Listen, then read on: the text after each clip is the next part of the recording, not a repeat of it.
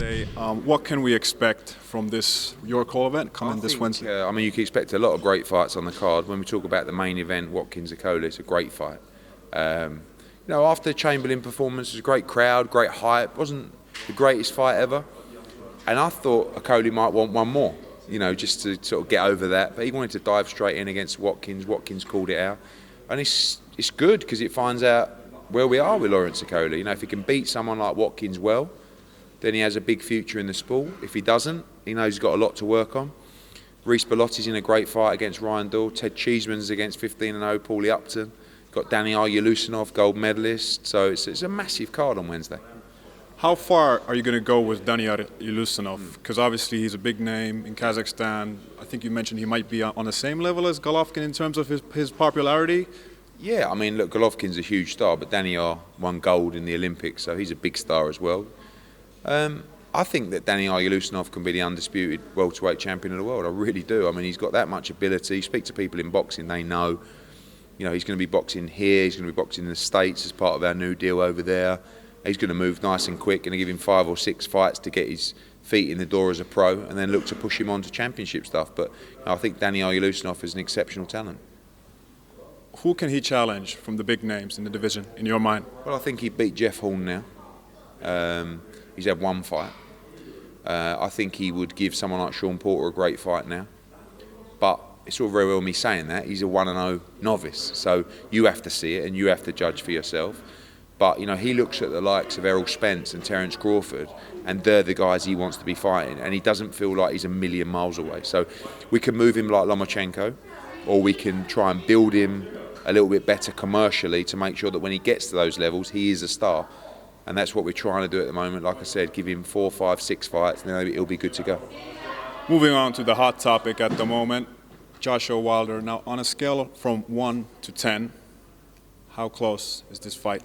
Is it going to happen? Well, I think I keep getting on percentages and stuff like that, but how far is this fight from being signed? I don't know, maybe signed, sealed, and delivered. 7 or 8. How close is this fight happening in September? 5, because we want it in the UK, they want it in America. September's not great because you could have Canelo against Golovkin, so it sort of hurts you a little bit on the pay-per-view in America if Showtime take it. Do we want to move it to October, November and take it out of London? Because we'd have to, and maybe down to Cardiff. Or do we fight Povetkin in September and then still sign to fight Wilder, but do it in December or February? Everything's in play. Things can spin on their head in one phone call. Right now, I guess we fight Povetkin in September and then fight Wilder after, but that can change. And we probably, I need to let the WBA know, I need to let Povetkin know soon. So yeah, time is of the essence. We're talking a lot, so which is very encouraging, and I do think we'll get there. Dillian Whyte, Kubrat Pulev, a little interesting added touch that you might go to Bulgaria for this fight.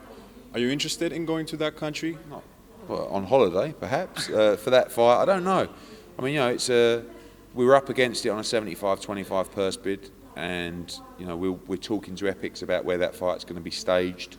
At the moment, that's the plan for us. So we'll have to see.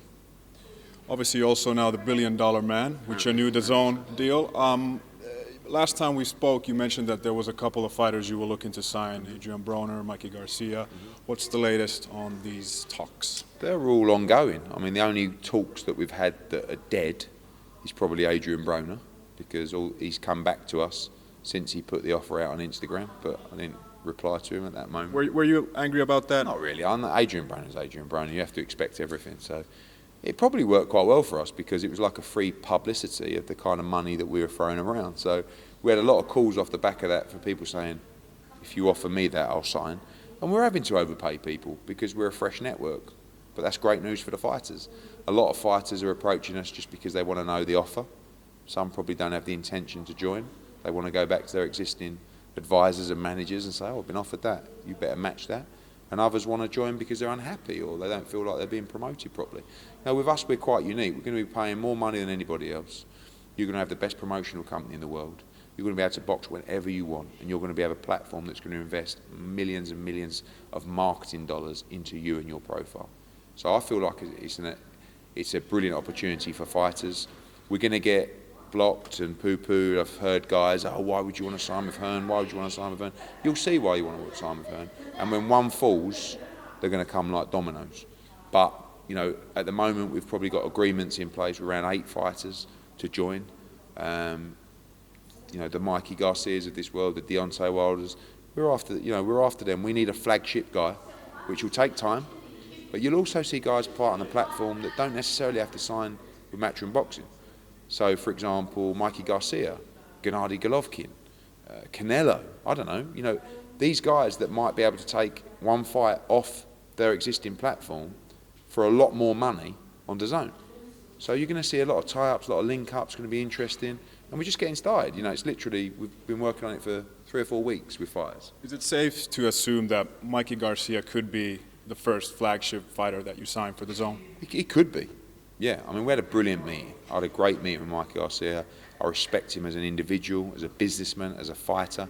He needs a promoter. He knows that. He's told me. You know, and there's ways that we can structure a deal that if he's not happy about something or he's worried about something, that can be protected against. You know, the fact remains is I will pay Mikey Garcia more than anybody else. I will promote him better than anybody else. And yeah, you know, you have to remember about DAZN. It's not. I saw Schaefer's interview. It's like he tries to make it sound like it's some guy who's just started a streaming platform from his bedroom. You know, this is Access Industries. These are guys that own Warner Music. They're the biggest shareholder in Spotify. You know, this is a long-term investment to take over sport globally. Forget boxing, sport.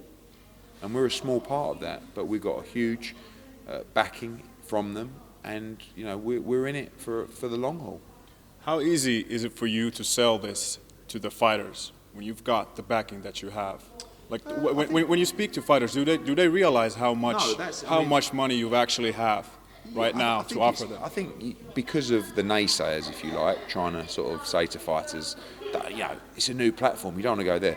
The fighters need to meet with us and understand the backing that's behind it. The smarter guys will know and they'll do their research. The tough part for us in selling it is to a fighter is it is a new platform. So it will take time to grow a significant subscriber base, but it won't be long and it won't be difficult, and it doesn't affect you. You're still getting paid, but also don't rule out, and there'll be some other interesting announcements about some partnerships potentially with other broadcasters and other platforms for perhaps some delayed rights that will give massive exposure to the fighters. So exposure won't be a problem, money won't be a problem, promotional machine won't be a problem, but these guys are going to be significantly investing. So, you know, it's these guys need to get to know more about it rather than just saying no because my advisor told me that I shouldn't do it. Last one, you're going against Frank Warren this week. Tyson Fury making his comeback. Are you going to watch it? Probably, yeah. I mean, it's actually my birthday weekend, so I'll be away. No way. Yeah, but I mean, how old? 39 stone. But it's a nothing fight. It's a nothing opponent. But it is what it is. You know, it's a comeback, and it's great to see him back. Great to see him back in the division. You know, he can't call out the big boys while he's fighting guys like this, but it's a bit of fun, and hopefully he looks good. I don't want him to look poor because it will ruin any potential future fights. Eddie Hearn, thank you very Cheers, much. mate. Thank you.